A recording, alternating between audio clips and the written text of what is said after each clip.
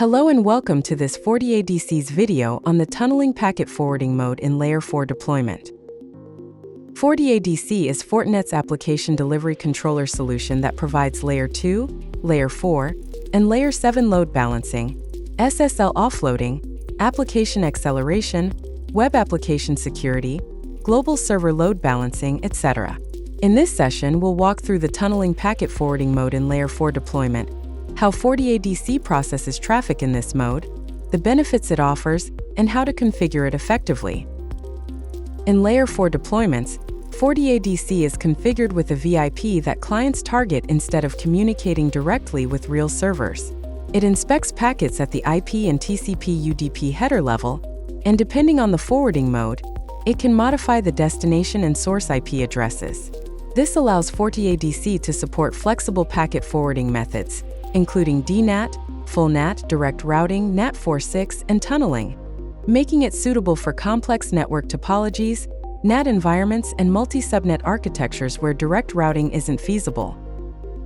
In the tunneling mode, FortiADC encapsulates client traffic in an IP over IP tunnel and adds a new outer IP header, while the inner payload remains as the original client packet.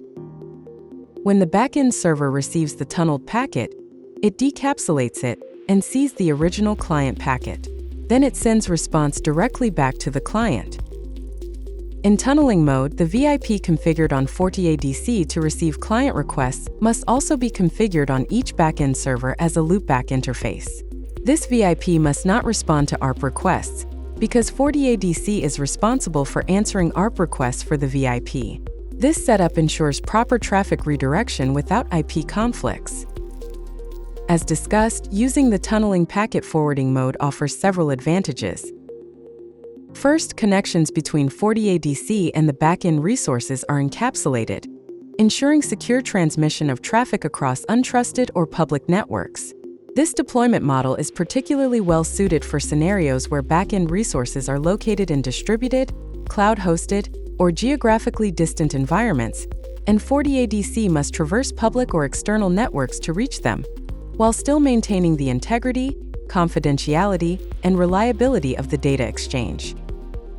Second, it allows application servers to see full client details without relying on headers like X forwarded for. Please note that while powerful for cross-network or hybrid cloud deployments, tunneling mode is relatively uncommon and may introduce complexity in routing, monitoring, and troubleshooting. In addition to tunneling mode, FortiADC supports full NAT, DNAT, NAT4.6, and direct routing modes to accommodate various network topology requirements. Watch the related videos for detailed explanations of each mode, and refer to the network architecture guide available on the FortiADC documentation page for further information. Thanks for watching.